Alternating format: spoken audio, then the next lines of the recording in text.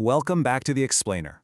Okay, today we're going on a seriously thrilling journey into the actual microscopic device physics that make modern computers, smartphones, and literally all of AI possible. Because let's face it, the modern world runs on invisible miracles, and it's all driven by one absolutely incredible engineering concept. We're looking at the rise, the fall, and the rebirth of scaling.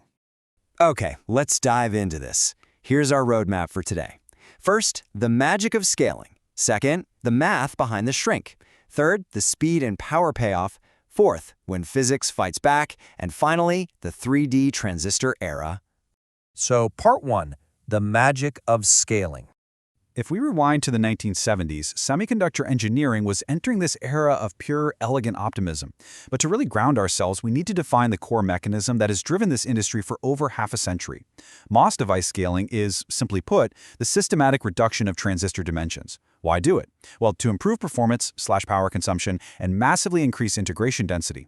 I mean, this is the literal engine behind Moore's Law. It's exactly how we went from a few thousand transistors on a chip to cramming billions of them onto a single piece of silicon today. Moving on to part 2, the math behind the shrink. Now, what's really interesting here is that you don't just shrink things randomly, right? There is a highly precise formula. Engineers use a scaling factor. They call it the magic variable S, which usually sits somewhere between 1.4 and 2.0 per generation. So take a look at these physical parameters: channel length, gate oxide thickness, junction depth, depletion width. To make the next-gen chip actually work, they all have to shrink together elegantly by exactly 1 over S. You can't just shrink the channel and leave the oxide thick. The whole structure has to scale proportionally so you don't wreck the device's electrostatics. And this lays out the fundamental rules defined by Robert Dennard way back in 1974. We call this constant field scaling. If you look closely at the math, you'll see lengths and voltages are divided by S. Doping actually goes the other way. It's multiplied by S. But check out that very bottom line. The electric field remains completely unchanged. And that right there is the holy grail of Dennard scaling. Because by scaling the voltage down at the exact same rate as your physical dimensions, the electric field inside the transistor stays invariant. That is absolutely crucial, because it's what prevents those ultra-delicate oxide layers from just suffering total electrical breakdown. All right, section 3, the speed and power payoff. So this mathematical perfection didn't just keep the chips from frying, it literally unleashed an industrial revolution. Why did the tech industry chase this scaling factor so relentlessly? Well, it comes down to this exact number, 1 over S squared. As you shrink that transistor and drop the voltage, the dynamic power per gate drops quadratically. It was this compounding miracle of massive energy efficiency.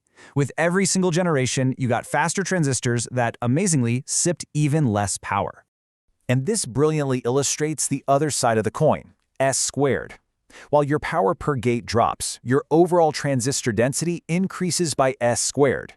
Because all the components are smaller, the same logic suddenly takes up a fraction of the area. This quadratic explosion in density is exactly how companies like Intel were able to pack a mind-blowing 100 million transistors per square millimeter by the time they hit the 14-nanometer generation. Then, of course, there's the sheer speed. Just look at this massive drop in relative gate delay. We're going from a 60 picosecond delay at the 180 nanometer node, dropping to 15 picoseconds at 45 nanometers, and plummeting all the way to a staggering 4 picoseconds at 7 nanometers. I mean, that's a 15x reduction. This fast, really energetic scaling of propagation delay is the exact reason we have those blazing fast multi-gigahertz processors sitting inside whatever device you're using to watch this explainer right now. So, the crucial point here is the free lunch eventually came to an end. Notice this stark shift. Once we dipped below the 90 nanometer node, Dennard scaling just completely broke down. Why? Well, because we physically couldn't keep dropping the voltage. If you push the voltage any lower, the transistor essentially refuses to turn off all the way, and your leakage current just skyrockets. Which brings us to section 4, when physics fights back. This ushers in a much more difficult era for semiconductor design. We slammed into what the industry ominously called the leakage wall, and electrons basically started misbehaving. You see, once you shrink a transistor's channel length below 100 nanometers, the gate starts losing its electrostatic grip over the channel. And boom, you're hit with this truly terrifying list of short channel effects. You've got threshold voltage roll-off, which just massively spikes subthreshold leakage. You've got hot carrier injection, where these high-field carriers physically degrade your gate oxide over time. And worst of all, gate leakage, where the oxide gets so incredibly thin, we're talking less than 2 nanometers, that electrons simply quantum tunnel right through it. They just bypass the physical barrier, generating heat even when the chip is literally doing nothing. Let's actually put a face to this invisible problem. One of the single most frustrating effects is DIBL, or drain-induced barrier lowering. When your transistor gets this tiny, applying a high voltage to the drain physically reaches across the channel and lowers the energy barrier at the source. So, what happens? The transistor starts turning on when it's supposed to be off. Your clean, perfect binary signals degrade, and your noise margins are completely ruined. So we end up with this really harsh reality check.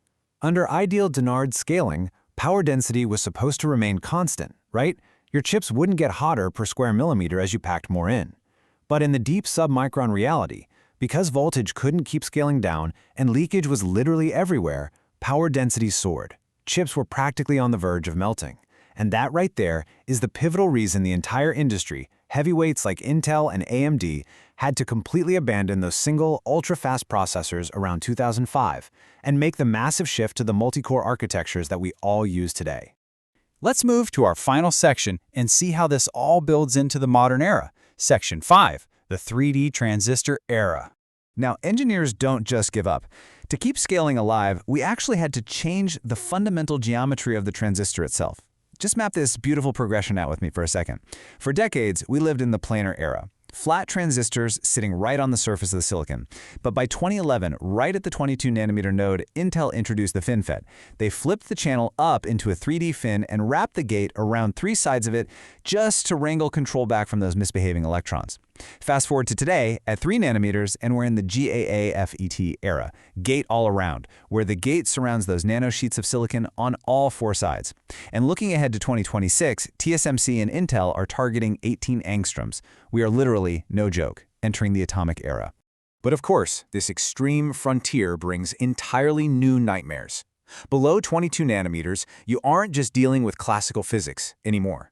You are battling device variability at a literal atomic scale. Take a phenomenon like random dopant fluctuations. That means a difference of just 2 or 3 individual atoms in the channel can drastically alter how the entire transistor behaves. Even the physical roughness of the lines printed onto the silicon by lithography, something called line edge roughness, becomes this massive, incredibly difficult hurdle.